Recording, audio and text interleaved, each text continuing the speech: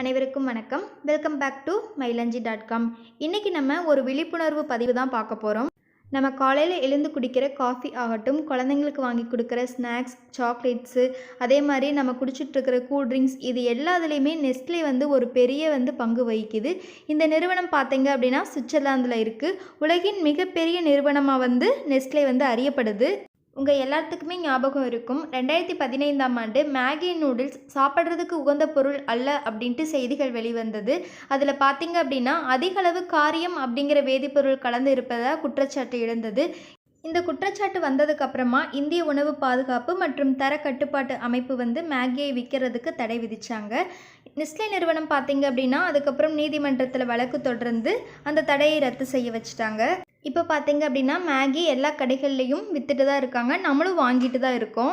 இப்போது திரும்பவும் ஒரு ஷாக்கிங்கான நியூஸ் வந்திருக்கு. அது என்னென்னு பார்த்தீங்க அப்படின்னா, நெஸ்லே தயாரிக்கும் பெரும்பாலான உணவுப் பொருட்கள் மற்றும் தின்பண்டங்களில் 37% உணவுப் பொருட்கள் மட்டுமே ஆரோக்கியமானவை அப்படின்ட்டு ஆஸ்திரேலியா ஹெல்த் ஸ்டார் ரேட்டிங்கில் சொல்லியிருக்காங்க. பொதுவாக பார்த்தீங்க அப்படின்னா மேகி, கிட்கேட், சன்ரைஸ் இந்த மாதிரி உணவுப் பொருள்களில் 60% தயாரிப்புகள் உடலுக்கு தீங்கு விளைவிப்பதாக ஆய்வறிக்கைகளில் சொல்லியிருக்காங்க. இது எப்படின்னு பார்த்தீங்க அப்படின்னா, அந்த நிறுவனத்தோட உயர் அதிகாரிகளுக்காக தயாரிக்கப்பட்ட ப்ரெசன்டேஷனில் தான் இந்த தகவல் முதல்ல வெளியாயிருக்கு.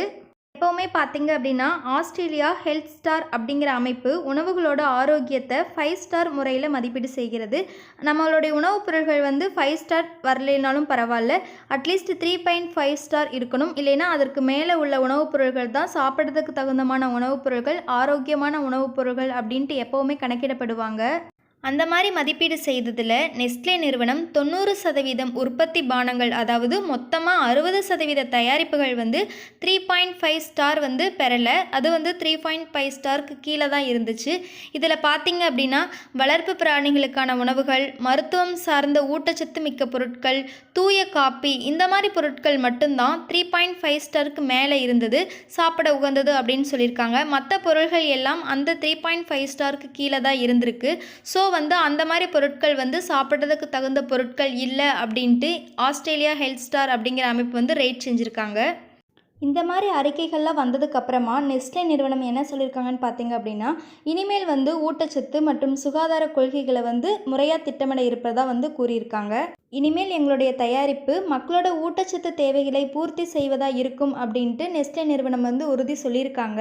இந்தியாவில் மக்களாகிய நம்மள் நெஸ்லே நிறுவனத்தோட பொருள் டெய்லியும் ஏதாச்சும் ஒரு பொருள்னாச்சும் நம்ம வாங்கிடுவோம். அது காஃபி பொடி ஆகட்டும், சாக்லேட் ஆகட்டும், அது மாதிரி எல்லா விதத்துலேயும் ஏதோனும் ஒரு ப்ராடக்ட் நம்ம நெஸ்லே ப்ராடக்ட் வாங்கிட்டு தான் இருக்கோம்.